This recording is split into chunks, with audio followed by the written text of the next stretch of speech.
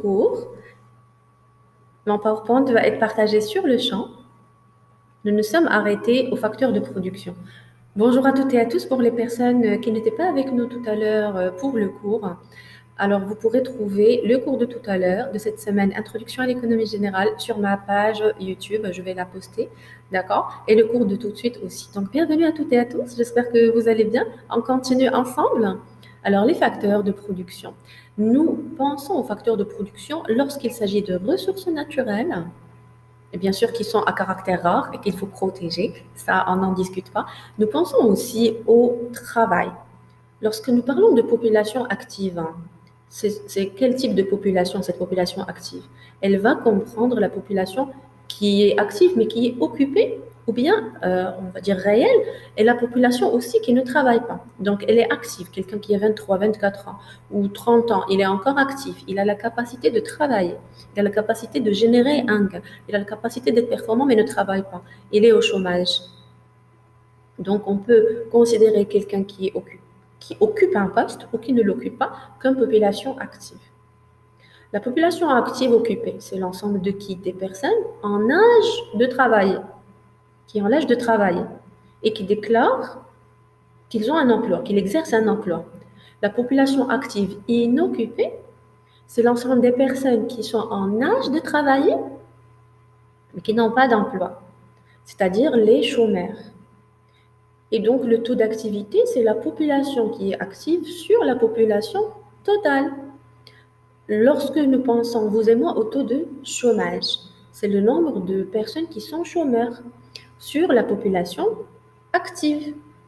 La productivité du travail, c'est la valeur ajoutée sur la quantité de travail utilisée. Et bien sûr, le troisième pôle, c'est le capital que nous avons déjà vu auparavant. J'espère que vous allez revenir aux vidéos précédentes et si vous avez raté un de mes cours, revenez sur la chaîne YouTube, défilez, cliquez sur vidéo, vous allez juste descendre en bas, vous allez trouver tous les cours, que ce soit management ou introduction. Nous pensons directement au capital technique, donc la consommation intermédiaire que j'ai déjà expliqué, et le capital fixe. Pour l'investissement, c'est toute acquisition ou création de biens de production, donc on pense aux machines, aux équipements divers, les installations, les constructions, par une entreprise. Pourquoi? Pour produire des biens et des services. Et bien sûr, l'investissement, il va augmenter ou maintenir le potentiel productif de l'entreprise. Vous remarquez que je pars vite, hein. Pourquoi? Parce que tous ces éléments-là, c'est comme si je révise avec vous, en fait. Je l'ai déjà expliqué au fil des vidéos, au fil des cours, au fur et à mesure de notre cours. Donc, les FBCF, oui, elles étaient dans la vidéo précédente. C'est la formation brute du capital fixe. De quoi il s'agit? C'est très, très simple. C'est l'ensemble des dépenses consacrées à l'achat de biens de protection qui sont durables. Donc, la durée d'utilisation supérieure à 1 an, à l'exception des terrains. L'ensemble de quoi? Des dépenses que nous avons consacrées pour acheter un bien de production durable. Pour pouvoir, par exemple, j'ai besoin, je suis une entreprise industrielle, j'ai besoin de produire énormément de produits. J'ai besoin d'une grande machine. Cette machine-là, est-ce que je vais l'utiliser une fois? Non. Une longue durée. C'est une production durable, une longue durée. Donc, je vais dépenser de l'argent pour pouvoir acheter cette machine-là parce qu'elle est à caractère commercial. Elle va m'aider pour produire un bien durablement. Et donc, cette dépense-là consacrée à l'achat de ce bien-là ou de cette machine-là, elle peut rentrer dans les FBCF. Toutes les dépenses effectuées par les branches marchandes et même non marchandes. Pourquoi? Pour accroître même le capital fixe. Je vous ai donné juste un exemple, hein. Déduction faite des ventes de matériel d'occasion. Elle va comprendre toutes les dépenses de grand entretien, ainsi que la valeur des biens qui sont incorporés à ces biens. Bien sûr, on prend la chose dans sa globalité. Et pour mesurer l'activité économique, on pense à la croissance économique, à l'inflation, au chômage, aux indicateurs de mesure de l'activité économique. Donc, on y va doucement, d'accord? Lorsque nous parlons de croissance économique, avec tous les éléments que nous avons étudiés depuis le démarrage de notre module, à quoi vous pensez? C'est l'un des objectifs les plus importants de toute économie. Nous concourons tous pour de la performance humaine et cette performance humaine va mener à une performance financière. Cette performance financière va maintenir l'activité sur le marché et ce maintien sur le marché va créer un monopole ou une concurrence où ça va fructuer en fait les choses pour avoir un chiffre d'affaires plus, pour pouvoir arriver à un gain, pour pouvoir arriver à se maintenir sur le marché, mais en ayant en même temps quoi? Un profit. Donc, arriver aux finalités de l'entreprise, arriver à l'atteinte des objectifs de l'entreprise. Et lorsque toutes ces entreprises-là vont générer un gain, générer un profit, tous vont concourir pour une économie en bonne santé. On réalisera alors une croissance économique. Elle se définit comme étant une augmentation, alors, pendant une période donnée, une année par exemple, de la quantité de tous les biens et de tous les services qui ont été produits. Vous pensez peut-être au bilan. Il y en a ceux qui le font une fois par an en décembre et ceux qui le font en mars et en décembre. Mais en tout cas, nous allons mesurer et évaluer.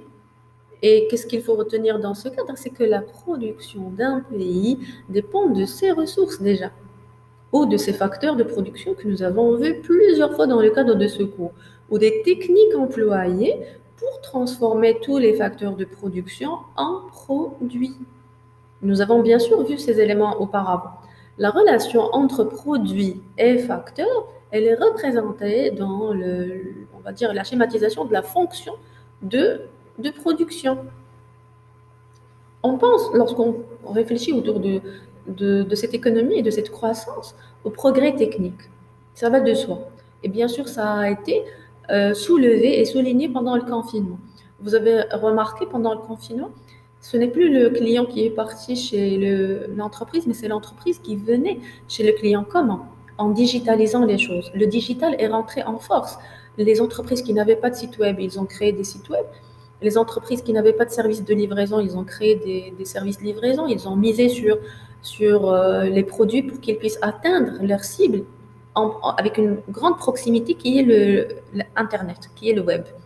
Donc le progrès technique aujourd'hui n'est plus un luxe, c'est une nécessité, c'est un devoir à travers la formation des salariés, etc., qui va peut-être aussi permettre cette économie en croissance ou cette croissance économique. Parce que lorsque nous avons vécu le confinement, il y a certaines entreprises qui n'ont pas su gérer la crise.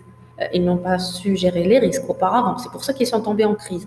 Ils n'avaient pas formé leurs salariés auparavant. Ils fermaient les yeux sur les incompétences. Ils fermaient aussi les yeux sur les petits soucis au niveau performance. Aujourd'hui, on n'a plus le droit et nous avons vécu malheureusement, pendant le confinement, un chamboulement au niveau économique parce que certaines ont fait faillite, elles n'ont pas trouvé des salariés outillés, qui ne suivaient pas le progrès technique, mais qui fonctionnaient de la même façon. Comme ils avaient fonctionné auparavant, ils continuent à fonctionner. Alors que pendant le confinement, suite à la pandémie de la Covid-19, tout le monde a misé sur l'innovation. Et le digital, chers étudiants, et je vous encourage, vous aussi, à être à jour par rapport à l'informatique. Ce n'est pas notre sujet, mais j'ai voulu mettre le doigt par rapport à cela. L'informatique, c'est le langage de demain. Vous devez absolument avoir des connaissances en informatique. Vous devez absolument être à jour par rapport à ce qui se passe sur le marché et ne plus être uniquement une personne diplômée, mais correspondre à un marché concurrentiel. Donc, vous devez savoir déjà quelles sont les exigences au niveau de ce marché pour pouvoir suivre ce développement et être une perle rare au niveau de ce qui est aujourd'hui exigé pour que tu puisses, le jour où tu auras ton diplôme, correspondre justement à ce marché en perpétuelle mutation. Et non pas uniquement tu te bases sur l'apprentissage à l'université. La balle, elle est chez vous. J'ai lancé le message, le progrès technique, informatique, technologique, vous devez être à jour. Bon, je reviens, je ferme cette parenthèse. Il constitue le facteur le plus important qui va différencier les pays riches des pays pauvres. Et soyez, s'il vous plaît, dans une sphère de créativité, regardez ce qui se passe à l'international, soyez curieux, rentrez dans les universités étrangères, regardez ce qui se passe, lisez, développez vos compétences intellectuelles, personnelles dans un processus de changement. Parce que dès que tu mettras les pieds en entreprise, il faudrait partir avec une stratégie, une offre. Tu devras être différent, distingué. On ne va pas uniquement se baser sur ta culture intellectuelle, mais le package global de ce que tu peux offrir. Et déjà, on peut te poser la question, c'est quoi votre offre? Qu'est-ce que vous offrez? Pourquoi on pourrait vous recruter, vous, personnellement, et non pas une autre personne? Pourquoi notre entreprise pourra vous choisir, vous, parmi tous les candidats que nous avons pour ces postes? Préparer les réponses et préparer une personnalité, un intellect, un pack, en fait. Je reviens. Alors, à côté de l'abondance en capital, les pays riches, ils vont utiliser des techniques plus productives. Ben, c'est normal. Lorsque nous sommes en avance technologique, bien sûr, le progrès technique nous permet de toucher des seuils ou des cieux beaucoup plus avancés. Les obstacles à la croissance économique sont plusieurs, donc je vais citer certains exemples, comme la croissance rapide de la population, la faiblesse du taux d'épargne. Les pays pauvres, bien sûr, ont déjà du mal à consommer. Comment ils vont épargner? Donc, ils vont disposer d'un revenu limité ou pas, qui va bloquer déjà leur consommation, ne va pas les aider vraiment à passer à l'épargne. L'épargne, elle est une source essentielle et capitale. Donc, c'est un parmi, il y en a plusieurs, mais c'est un moteur parmi d'autres de croissance. Et bien sûr, l'État aussi et son intervention avec la qualité de plusieurs institutions. Lorsque nous avons des défaillances à ces niveaux-là, c'est tout à fait normal que la croissance économique prend un coup. Donc, ça peut être ces facteurs-là des obstacles à la croissance économique. Pour la mesurer, cette croissance économique, elle peut être mesurée par l'un des agrégats suivants: le PIB, le PNB, le RN. Bien sûr, je vais essayer de détailler.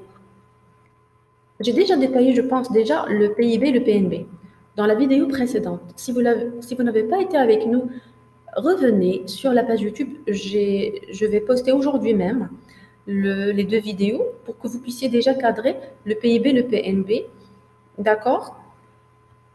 Et le taux de croissance annuel, il fait appel à quoi? La croissance économique annuelle, si on prend en considération le PIB que nous avons étudié, il est mesuré par la croissance de ce PIB à un prix constant, en se référant à une année de base. Bien sûr, toutes les entreprises devront déposer leur bilan en fin d'année pour pouvoir justement connaître le taux de croissance annuel de leur activité.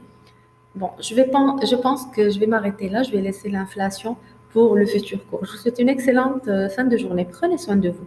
Révisez et restez motivés. Et à très très bientôt.